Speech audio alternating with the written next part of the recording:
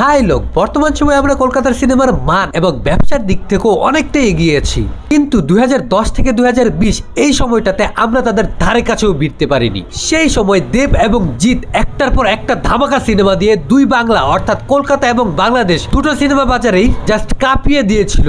আমারও favourite hero ছিল দেব, কিন্তু তাদের সেই সময়ের বেশিরভাগ সিনেমায় ছিল তামিল কিংবা সাউথ ইন্ডিয়ান সিনেমার নকল, রিমেক, যার ফলে বর্তমানে তারা মৌলিক গল্পের সিনেমা বানাতে না পেরে আস্তে আস্তে নিস্তেজ হয়ে যাচ্ছে। আপনি জানলে অবাক হবেন, একটা সময় ছিল যখন তারা আমাদের বাংলাদেশের অনেকগুলো আইকনিক সিনেমা রিমেক করেছিল, কিন্তু কোনোবারই তারা পুরোপুরি সফল হতে পারেনি। ভাই লোক, আজকে আমি এমন 5টি বাংলা সিনেমা নিয়ে কথা বলবো যেই সিনেমাগুলো কলকাতার ইন্ডাস্ট্রি রিমেক করেছিল, এবং আমার তালিকায় এমন কিছু সিনেমা রয়েছে যে সিনেমাগুলো আগে কলকাতায় বানানো হয়েছিল কিন্তু পরবর্তীতে বাংলাদেশে সেই সিনেমাটাকেই আবার আমাদের হিরোরা নিজস্ব স্টাইলে চমৎকার করে প্রেজেন্ট করেছিল। তো কি অবস্থা, আমি সজীব আর আপনারা দেখছেন সজীবের ডাইরেক্ট পয়েন্ট। আর আজকের পয়েন্ট হলো বাংলা আইকনিক সিনেমার রিমেক ইন কলকাতা।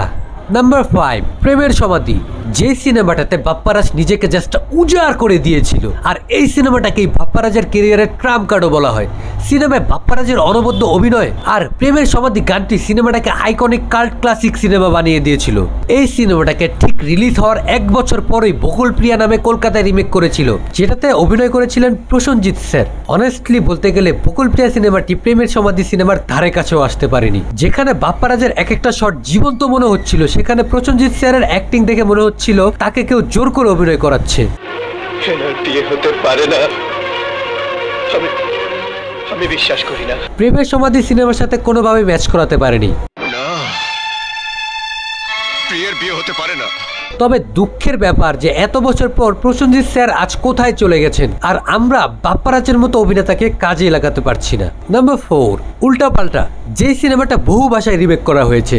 প্রথমে দক্ষিণ ভারতে 2006 সালে ডিরেক্টর এস রাজামৌলি রবি তেজাকে নিয়ে বানিয়েছিলেন এই সিনেমাটি। পরবর্তীতে মহানায়ক মান্না এই সিনেমাটি রিমেক করেছিলেন উল্টাপাল্টা 69 নামে। যেই সিনেমাটি দেখার পর আমার কাছে মনে হয়েছিল সিনেমার মধ্যে অ্যারেঞ্জমেন্ট কম থাকলেও অভিনয়ের দিক থেকে রবি তেজাকে অনেকটাই ছাড়িয়ে গিয়েছিলেন মহানায়ক মান্না। সিনেমায় কম বাজেট থাকলেও রবি তেজার থেকে ভালো অভিনয় করেছিলেন Manna.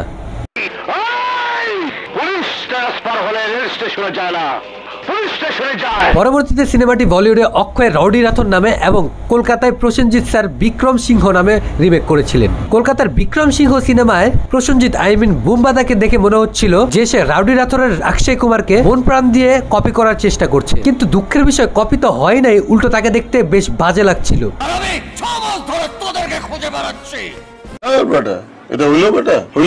It's a very bad remake. Number 3, প্রিয়া আমার প্রিয়া।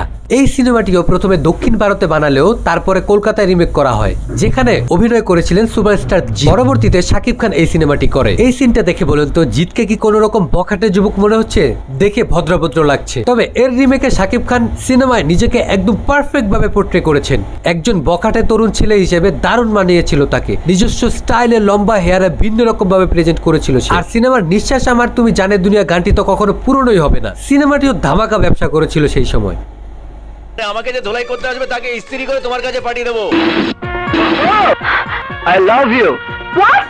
নাম্বার 2, বেদের মেয়ে জ্যোৎস্না। বাংলা সিনেমা ইতিহাসের সবচেয়ে ব্যবসা সফল এই সিনেমাটি কলকাতায় চিরঞ্জিত স্যারকে দিয়ে রিমেক করা হয়েছিল। আমরা জানি ইলিয়াস কাঞ্চন স্যারের সবচেয়ে আইকনিক ক্যারেক্টার হলো বেদের মেয়ে জ্যোৎস্না সিনেমার রাজপুত্রের ক্যারেক্টারটি, যার কারণে তিনি বাংলা সিনেমার রাজকুমার উপাধিও পেয়েছেন। কলকাতার সিনেমাটিতে একই গান আর অনেক চরিত্রে একই শিল্পীদের ব্যবহার করা হলেও অভিনয়ের দিক থেকে চিরঞ্জিত স্যার ইলিয়াস কাঞ্চন স্যারের লেভেলটা ছুঁতেই পারেনি। আর বাংলাদেশের লোকেশন, সেট ডিজাইন এতটাই মনোমুগ্ধ করছিল যে মানুষ সিনেমা হলে সিনেমার মধ্যে হারিয়ে গিয়েছিল রাজা রানীদের যুগে। তারা চরিত্রগুলোকে অনুভব করতে পেরেছিল, আর সিনেমাটিও হয়ে গিয়েছিল ব্র্যান্ড।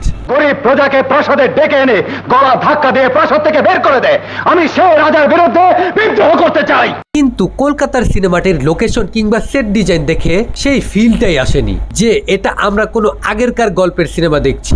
গরিব প্রজাদের প্রাসাদে ডেকে এনে আবার গলা ধাক্কা দিয়ে প্রাসাদ থেকে বের করে দেয়, আমি সেই রাজার বিরুদ্ধে বিদ্রোহ করতে চাই। নাম্বার 1 দেখার আগে যদি চ্যানেলটি এখনো সাবস্ক্রাইব না করে থাকেন তাহলে আরো অনেক ইন্টারেস্টিং ভিডিও মিস করবেন। সো প্লিজ সাবস্ক্রাইব সজীবের direct point and like the video. Number 1, Sujon সুখী। আমার মোস্ট ফেভারিট সিনেমাগুলোর মধ্যে একটি।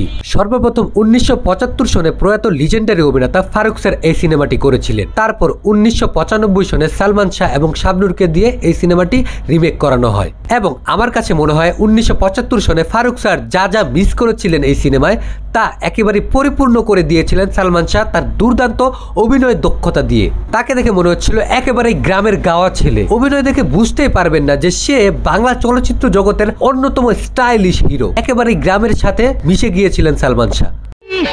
মাইয়ার খাই খাই ভাব দেখছোস, যেন গিল্লা খাইবো, আবার নাম রাখছে কুসুম, দেখতে তো ভুতুমের মতো। এই সিনেমাটিকেও সেই সময় কলকাতায় অভিষেক চ্যাটার্জিকে দিয়ে রিমেক করানো হয়েছিল, কিন্তু তার পারফরমেন্স সালমান শাহর পারফরমেন্সের সাথে ম্যাচ করানো তো দূরের কথা, সেভাবে ডেভেলপই করতে পারেনি। গ্রামের ছেলেদের ন্যাচারাল ভাবটাই সে পোর্ট্রে করতে পারেনি বলে আমি মনে করি। আর সবচেয়ে বড় বিষয় হলো সিনেমার লোকেশনই আসলে ঠিকঠাক ম্যাচ করাতে পারেনি তারা, যার ফলে সিনেমার অরিজিনালিটিটাই নষ্ট হয়ে গিয়েছিল। মেয়ের কি ভাবসা, জানা করে গিলে খাবে, আবার নাম রেখেছে কুসুম। তো ভাই লোক, এই ভিডিওতে আমি মোটেও কলকাতার কোনো সিনেমাকে ছোট করিনি, শুধুমাত্র আমার ব্যক্তিগত মতামত প্রকাশ করেছি। আপনার কি মনে হয় এই সিনেমাগুলোর মধ্যে কোন সিনেমাটা কলকাতায় আমাদের চেয়েও ভালো করে করেছে, অথবা কলকাতার রিমেক সিনেমাগুলোর মধ্যে সবচেয়ে বড় সমস্যা কি ছিল বলে আপনি মনে করেন? অবশ্যই আমার কমেন্টে জানাবেন। তো ভাই লোক, দেখা হচ্ছে পরবর্তী কোনো ভিডিওতে, ততক্ষণ দেখতে থাকুন সজীবের ডাইরেক্ট পয়েন্ট।